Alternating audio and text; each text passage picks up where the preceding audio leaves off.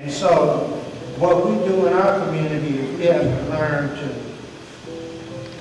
to love the people that fight for us. Judge Williams fought for you, and that's why people sometimes try to throw rocks at him. Judge Williams just gave too much. He gave, and he gave, and he gave. And we will wear him out if he will give. Folks don't think about how much weight and pressure they put on him. Folks just will receive if you'll give.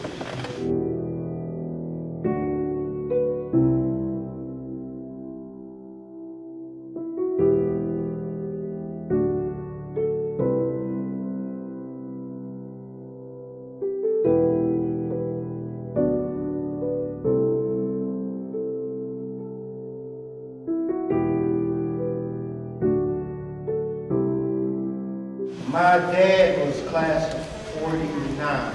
My mother, who was here at Howard High School, she had classes. Okay, so I tell people all the time, I'm the luckiest, or one of the luckiest people in the world. Her name was Rosalie Crawford at that time, and her brother was in the band, Samuel Crawford, that used to deal with the big baton. And he was missing in action. He left Howard High his junior year to go in the Korean War, and he's missing in action, and I'm named after him. So I get to carry that torch. The one thing in my life, I've been to 1,000 colleges, feels like it. But the one thing I always wished was that I was a Howard High graduate.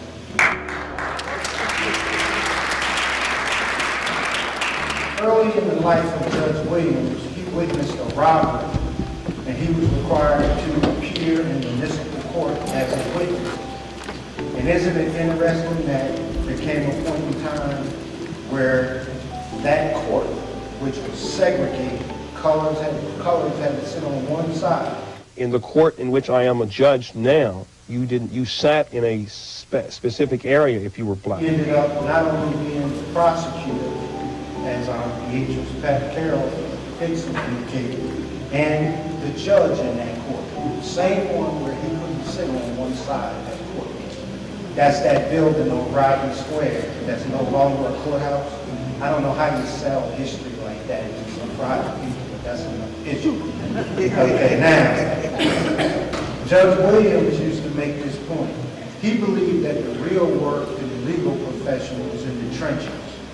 So he was a unique person, that he was a judge, but he also was a private lawyer that people could have represent them in civil cases.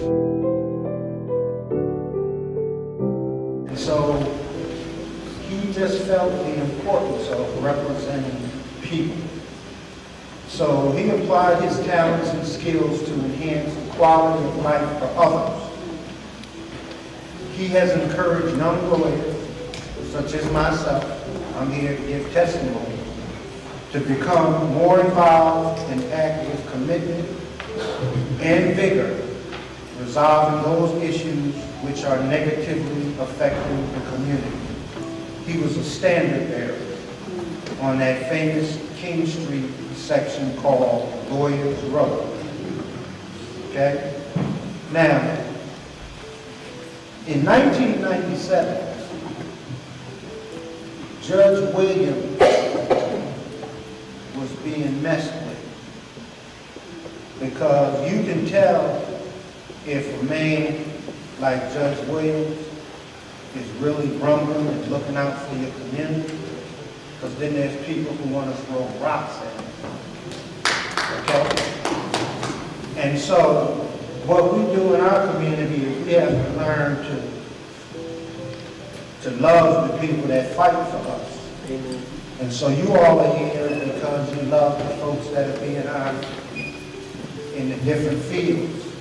But Judge Williams fought for you, and that's why people sometimes try to throw rocks at him. Well, I'm brought up by the old school Howard High people. So when I see folks messing with an icon of my community, it's my natural inclination to stand up for them. So in 1997, Judge Williams had done so much in our community, as has been indicated.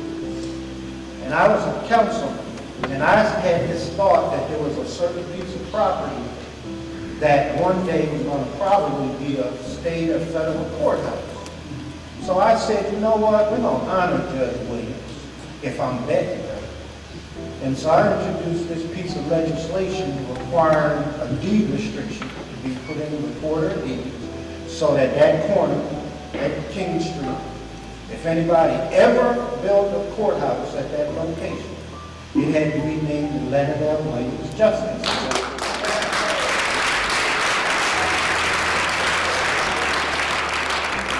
Now this was in 1997, but I kind of knew my city as a councilman at large, and I believed that that was a good bet. So some other folks, they voted for it, and it passed into law. The law department, of course, you know, they tried to play the slick game and not record the deed restriction, but luckily I'm a lawyer too. So I doubled back on them and said, did you put the deed restriction there? Because I know how to roll. So they had to put the deed restriction. So to make a long story short, there came a point in time where the state ended up buying that property from the city, and they bought it subject to the deed restriction.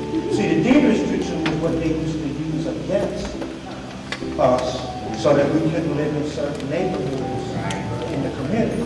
Judge Williams was always about fair housing, right? He used to tell me stories about cases that he litigated representing people who folks tried to keep them from moving in certain neighborhoods. The beauty of Judge Williams is that if he was a young black person and you wanted to talk to him, you had access to him. So you had access to the seasoned lawyer and the judge as like a real person to talk to, just absorb and soak things in. So to me it was natural. Louis Algrand worked with the NAACP, Judge Williams worked with the NAACP. So I joined in working with the NAACP. I thought that's what you're supposed to do. I've since learned most of the young people don't think that's what you're supposed to do. You have to fix that. They're not giving all they need to give, but that's another stuff. Judge Williams just gave too much. He gave and gave. And we will wear him out if he will give. Folks don't think about how much weight and pressure they put on him. Folks just will receive if you'll give it. And the man gave it up for us all in ways that a lot of you will never understand. I can't fully understand it, and I'm in law. But I've read and studied and again got to interact with him.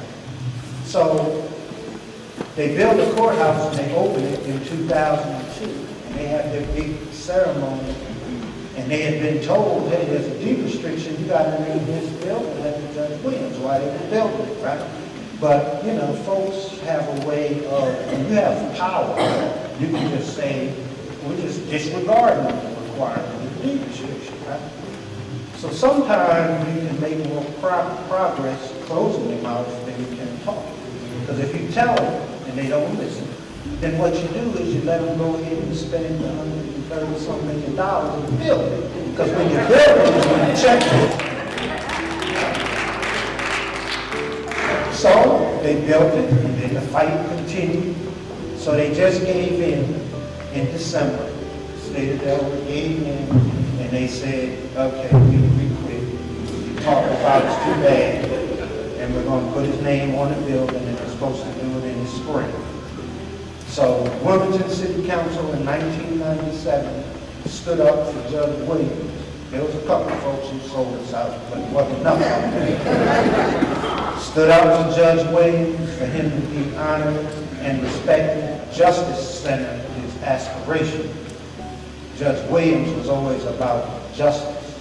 And so it's my hope that with the renaming, with Judge Williams, who's about justice, and a courthouse that's not a courthouse, but a justice center,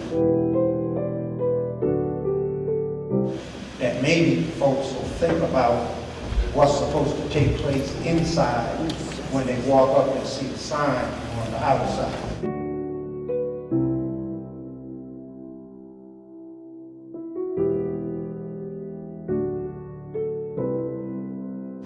Judge Williams is like one of the greatest people that you could ever know.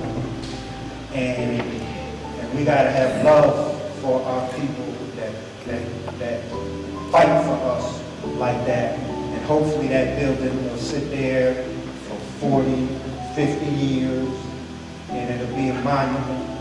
Because, you know, he grew up right around the corner, right? Right around, 2nd Street, right? So it's not far from where he grew up, over in that area. But that was my way in '97, providing leadership and putting in the legal Hall of Fame. And I appreciate you all putting Judge Williams in the Howard High School Hall of Fame.